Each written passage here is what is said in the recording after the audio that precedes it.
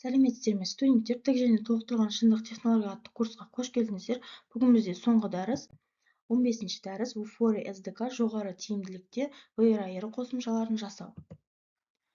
Қазіргі таңда виртуалды шындық, ол бізде кеңейтілген шындық технологиялары, білім беруде, медицинада, ойын-сауықта, бизнес салаларында тұтастай революция жасап жатыр.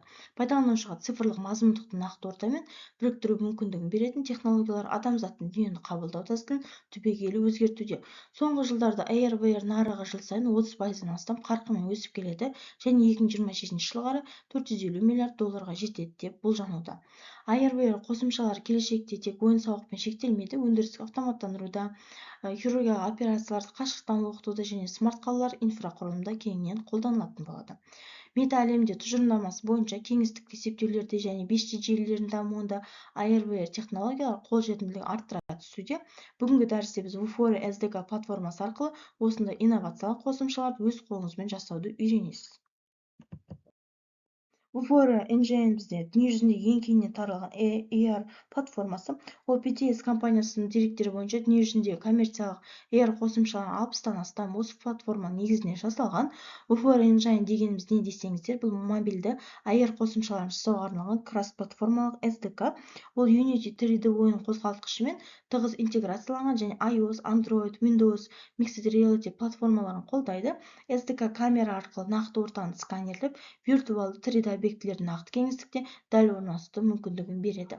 BTS компаниясы Vuforia платформасын 2001 жылы сатып алғаннан бері ол AR технологиясының қалалық стандартына айналды. Платформа 475 мыңнан астам тіркелген әзірлеушілер жұмыс істейді. Бұл жерде App Store мен Google Play дүкендеріндегі AR қосымшаларының үлкен бөлігі Vuforia Engine арқылы жасалынған.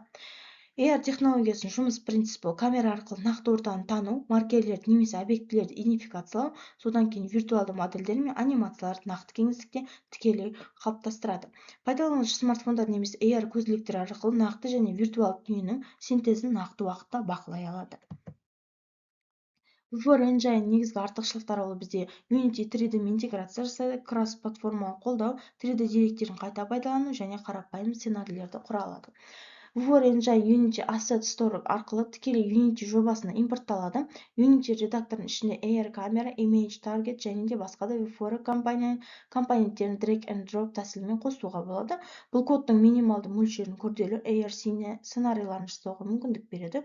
Unity'nin C# скриптеу жүйесі арқылы AR логикасын толық бақылауға болады.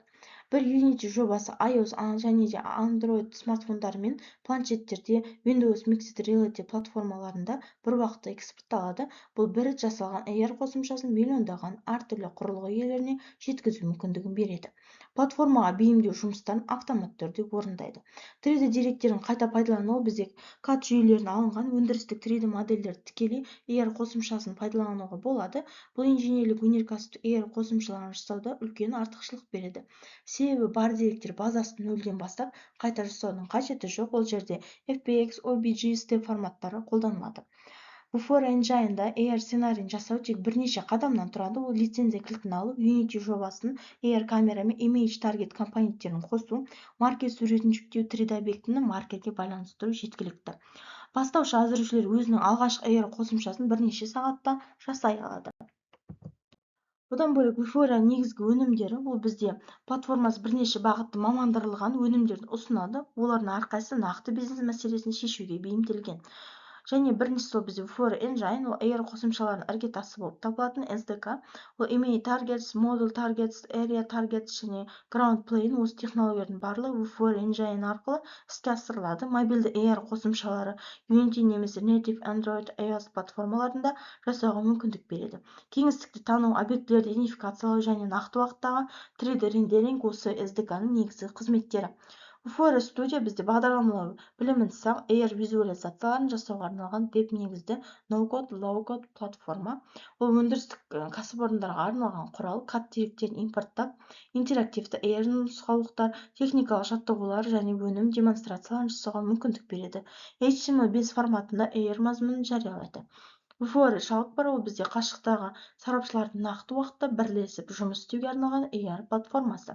Жергілікті техник өз камерасынан көрініс трансляцияда, алғашқы қашықтықтағы сарапшы экранда AR аннотациялар мен нұсқаулықтарды тікелей белгілейді.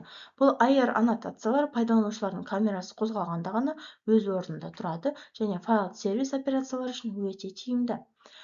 VFORE Expert Capture ол бізде тәжірибе мамандардың білімін AR нұсқауларын айналдыруға арналған платформа. Сарапшы өз жұмысын AR көзілдірігі арқылы жасап алады. Жүйе автомат түрде бұл жазбаны қадамдық AR нұсқаулыққа айналдырады. Жаңа қызметкерлерді оқыту уақытын 50%-ға дейін қысқартуға мүмкіндік береді. Microsoft HoloLens 2 құрылғысымен жұмыс жасайды. AR қосымшасын жасау принциптерін, кезеңдерін айтатын болсақ, VFORE негізінде AR қосымшасын жасаудың жол картасын бірнеше нақты кезеңнен тұрады. Осы кезеңдер дұрыс орындау тұрақты және жоғары тиімді қосымша алуға кепілдік береді. Бірінші кезең біз тіркелу және лицензия алу, екінші кезең Unity жобасын дайындау, үшінші кезең мақсат дерекқорын жасау және төртінші кезең модульдерді интеграциялайды. Бірінші кезеңде біз Developer VFORE.com порталына кіру, тіркеліп жоба үшін лицензия кілтін аламыз және тегін лицензиясын тестілеу үшін жеткілікті коммерциялық қосымшалар үшін көптеген Cloud немесе Advanced лицензиялар алынады. Лицензия кілті Unity кодында жобасында VFORE конфигурациясына негізделеді. Екінші кезең Unity жобасын дайындау. Unity хаб арқылы біз 3D жабо құрамыз жоба. Содан кейін оны Unity Asset Store немесе VFORE жұмысын сайтынан VFORE Engine пакетін жобалауға импорттаймыз. Unity Editor ішіне біз X-Plugin Management бөліміне кіріп VFORE AR-ды белсендіреміз. AR камера компонентін сахнаға орналастыру үшін жеке лицензия кілтін енгіземіз. Одан кейін мақсат дерекқорын жасаймыз. Ол дегеніміз VFORE Target Manager порталында Image Target дерекқорын жасау, маркер ретінде пайдаланатын суретті жүктеу, жоғары контрастты текстуралар суреттерді жақсырақ танылады. Жоғары маркердің рейтингі 1 немесе 5 жұлдыз жүйелі түрде бағалайды. Дерекқорды Unity пакеті ретінде экспорттап жобаға импорттасақ та болады. Төртінші кезең бізде модульдер интеграциялау, яғни Unity сахнасына Image Target объектісін қосу және оның инспектор терезесінің дерекқордан тиісті маркерді таңдаймыз. 3D модель, анимация, мәтін немесе бейне объектілерін Image Target астына орналастыру. Бұл объектілер маркер таныған кезде автоматты пайда болады. Және көбінесе iOS, Android үшін Build and Run арқылы жинайды. Маркер және объектілерді тану бізде VFORE Engine нысандар тану үшін бірнеше принциптер мен әртүрлі технологияларды ұсынады. Дұрыс технологияны таңдау AR қосымшасының сапасы мен тиімділігінің кілті. Image Target ол бізде маркер негізінде тану, 2D суреттерді, кітап нұсқасы болсын, постер, ойыншық қораптары болсын, маркер ретінде пайдаланады. Жоғары сенімділікті жылдам тану мүмкіндігі бар. Маркер планарды беттерде жақсы жұмыс істейді. Бір қосымшада 1000-ға дейінгі маркер пайдалануға болады. Object Targets бізде 3D физикалық объектілер тану технологиясы. Бұл жерде VFORE Object сканер бағдарламасымен нақты объектіні алдын ала сканерлеп алып, оның 3D моделін жасайды. Содан кейін камера сол объектіні нақты ортада таниды. Өнеркәсіптік жабдықты немесе тұрмыстық техниканы AR арқылы аннотациялауда кеңінен қолданылады. Одан бөлек Model Targets бар, ол бізде Deep Learning нейрондық желілер арқылы моделі негізінде нейронды объектілерді таниды және де алдын ала физикалық сканерлеу қажет емес, тек CAD файлы жеткілікті болады. Автомобиль, турбина, медициналық жабдық сияқты күрделі өндірістік нысандарда жоғары дәлдікпен танып, AR аннотацияларды олардың нақты бөліктерге байланыстыра алады. Одан бөлек Ground Plane Area Targets бар, ол бізде маркерсіз тану технологиялары AR қосымшалардың жаңа буыны. Бұл жерде Ground Plane, Area Targets, Image Targets, Multi Targetстер қолданылады. Бұлар көбінесе маркерсіз тану технологиялары. Одан бөлек бізде нақты әлемге виртуалды қосу бізде AR 2 дүние бір экранды береді. Яғни VFORE Engine арқылы жасалған AR қосымшасы смартфон камерасы нақты үстел бетін сканерлейді де оның үстіне толық масштабтаған виртуалды 3D модельді нақты уақытта суперпозициялайды. Ол дегеніміз пайдаланушы телефонға айналдырған сайын 3D объект нақты физикалық затқа жабысқандай тұрады. Ол бізде тану, бақылау, рендеринг және интерактивтілікті айтыламыз. Яғни тану арқылы камераның маркерді немесе объектіні табады. Маркердің кеңістіктері орны мен нақты уақыт есептелінеді бақылауда. Рендерингте біз 3D объект нақты ортаға проекция жасайды. Одан кейін пайдаланушы 3D объектімен әрекеттесіп алғанда біз интерактивтілікті қолданамыз. VFORE Engine жаңа мүмкіндіктеріне келсек, Model Targets бізде жетілдірген жұмысы. Бұл жерде Vuforia Engine 8 нұсқасында Model Targets технологиясы түбегейлі жаңартылады. Бұрынғы нұсқаларында Model Targets тек статистикалық камера бұрыштарымен жұмыс істесе, жаңа нұсқада 360 градусты тану мүмкіндігі қосылды. Яғни камера объектінің кез келген жағынан сканерлей алады. Бұдан басқа тану дәлдігі орташа алғанда 40%-ға артты. Жарықтандыру деңгейіне сезімталдық азайды. Ішінара жабылған объектілерді тану қосылды. Advanced Model Targets Generator тағы да құрылған жаңарды. Vuforia Engine 8-дің ірі жаңалығы жасанды интеллект және терең оқыту алгоритмдерінің тікелей интеграциясы. TensorFlow Lite негізінде нейрондық желілер смартфон процесінде тікелей іске қосылады. Semantic Segmentation, Pose Estimation, Real-Time Object Classification, Occlus Handling сияқты көптеген процессорлар іске қосылуда, және бұлардың барлығы AR қосымшасын бұрынғыдан анағұрлым ақылды, дәл және табиғи етеді. AR/VR технологияны білім беру процесіне енгізуде заманауи педагогиканың ең перспективалы бағыттарының бірі мектеп және жоғары оқу орындарының цифрлық сауаттылық пәні аясында AR қосымшаларын оқыту тиімділігін айтарлықтай арттырады. Цифрлық сауаттылық пәні мектеп информатика пәндеріне арналған AR қосымшасында қолданады және кросс-платформалық үйлесімділікті ұсынады. Яғни Vuforia негізінде білім беру AR қосымшасын iPhone, iPad, Android смартфондар мен планшеттерде бірдей жақсы жұмыс істейді. Және барлық осы білім алушылардың қай ұялы телефон болмасын AR мазмұнға қол жеткізе алатынын білдіреді. Дүниежүзілік бірқатар зерттеулер AR технологияларын пайдалану оқушылардың материалды меңгеру деңгейін айтарлықтай арттыратынын дәлелдеді. Және де осы зерттеу бойынша VR технологиялар оқыған білім алушылар дәстүрлі оқыту әдісімен оқығанға қарағанда материалды 4 есе жылдамырақ меңгереді және 75%-ға жоғары тиімділікпен білімді қолдана алады.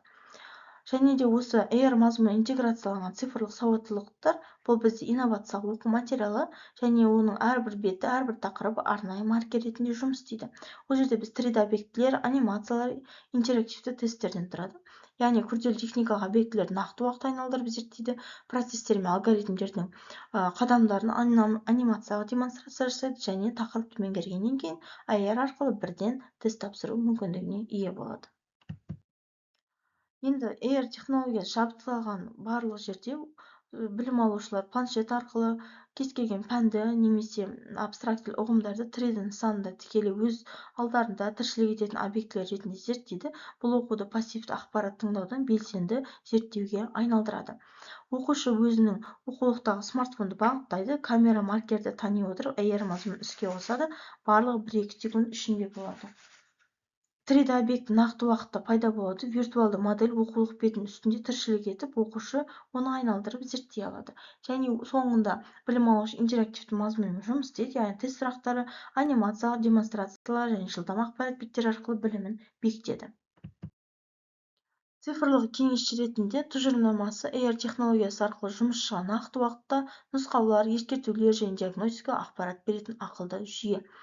Vuforia Engine мен PTC ThinkingWorks IoT платформасы біріктіре отырып, жабдықтың сенсорлық деректерін AR интерфейсін тікелей жабдықтың үстіне визуализациялауға болады. Ол дегеніміз жабдықтың ақаулықтарын алдын ала болжайды, жөндеу нұсқаулықтарын AR қадамдарын ұсынады, жұмыс параметрді нақты уақытта бақылайды, техникалық қате жіберуді минимумға дейін азайтады.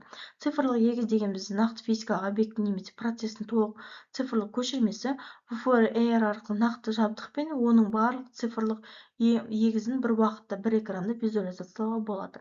Нақты машина мен оның виртуалды моделін салыстыру, ішкі бөлшектерді рентген режимінде визуализациялайды және де өндірістік процестерді симуляциялау мен оңтайландыру арқылы қашықтан бақылау мен диагностика жүргізе алады. Осының барлығы бізде цифрлық егізді құрайды. Одан бөлек бізде осы Boeing, Siemens сияқты әртүрлі корпорациялар AR Digital Twin технологиясын пайдалана отырып, өндірістің тиімділігін 20-30%-ға дейін арттырады және жөндеу шығындарын едәуір азайтты. Vuforia Studio бізде бағдарламасы болмай-ақ кәсіби деңгейде AR визуализацияларын жасауға мүмкіндік беретін веб негізді платформа. Ол өнеркәсіптік компаниялардың инженері мен технологияларына арналған. Мысалы, CAD деректерін импорттайды, анимациялық нұсқаулықтарды нақты уақытта IoT деректерді және жариялау мен таратуды қолданады. CAD деректерін импорттау бізде көбінесе CAD жүйелерінен алынған 3D модельдерді тікелей импорттайды және де анимациялық нұсқаулар ретінде біз drag and drop интерфейс арқылы 3D модель бөліктерін жылжытып, бұрап, бөліп алып, қадамдық монтаж немесе демонтаж анимациясын жасай алады. ThinkingWorks IoT бізде көбінесе платформасының интеграция арқылы жабдық сенсорларын нақты уақыттағы деректерін AR дэшборд ретінде тікелей жабдықтың үстінде көрсетеді.